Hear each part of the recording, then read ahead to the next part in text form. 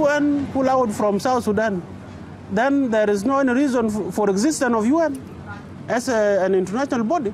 What are they going to do? And they are going to pull out from Kosovo and from other nations around the world.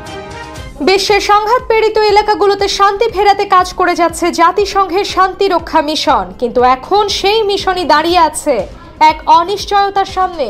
কারণ যুক্তরাষ্ট্রের Trump প্রশাসন প্রস্তাব দিয়েছে জাতিসংঘ শান্তি রক্ষা তহবিল বাতিলের। জাতিসংঘে যুক্তরাষ্ট্রের সবচেয়ে বড় আর্থিক সহায়তাকারী। বর্তমানে তারা জাতিসংঘের সাধারণ বাজেটের 22% এবং শান্তি রক্ষা বাজেটের 27% বহন করে। প্রায় $5.6 বিলিয়ন এই বাজেট থেকেই চলছে বিশ্বের 9টি শান্তি রক্ষা মিশন।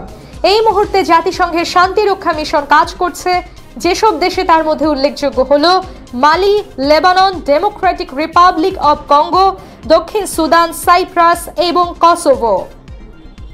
2025-26 অর্থ বছরের বাজেট পরিকল্পনায় ট্রাম্প প্রশাসনের পাস ব্যাক প্রস্তাবে বলা হয়েছে, জাতিসংঘ শান্তি রক্ষা কার্যক্রমে যুক্তরাষ্ট্র আর অর্থ দেবে না। মালি, লেবানন এবং কঙ্গোতে পরিচালিত শান্তিরক্ষী মিশনের ব্যর্থতার দোহাই দিয়েই মূলত এই প্রস্তাবনা দেওয়া হয়েছে। প্রস্তাবে বলা হয়েছে, যদি যুক্তরাষ্ট্র ভবিষ্যতে জাতিসংঘের সাধারণ বাজেট বা শান্তিরক্ষা খাতে কোনো অর্থ প্রদান করে, তবে তা আসবে নতুন একটি তহবিল থেকে, যার নাম দেওয়া হয়েছে America first opportunities fund A1OF।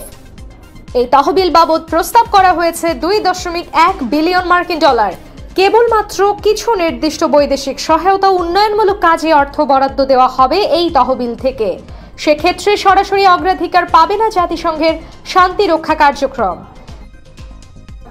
যদি এই অর্থায়ন বাতিল হয় তাহলে কি ঘটবে? চরম অর্থ সংকটে পড়বে শান্তি রক্ষা মিশনগুলো। যুদ্ধ বিধ্বস্ত দেশগুলোতে বাড়বে সহিংসতা, বাড়তে পারে শরণার্থী সংকট ও মানবাধিকার লঙ্ঘন। জাতিসংঘ মহাসচিব অ্যান্টনিও গুতেরেস এর আগেই জানিয়েছেন, এই 80 বছরের সবচেয়ে বড় আর্থিক সংকটে পড়েছে জাতিসংঘ। যুক্তরাষ্ট্র প্রায় $2.7 বিলিয়ন বেশি বকেয়া রয়েছে। অর্থ না পেলে জাতিসংঘকে কার্যক্রম সীমিত করতে হতে পারে।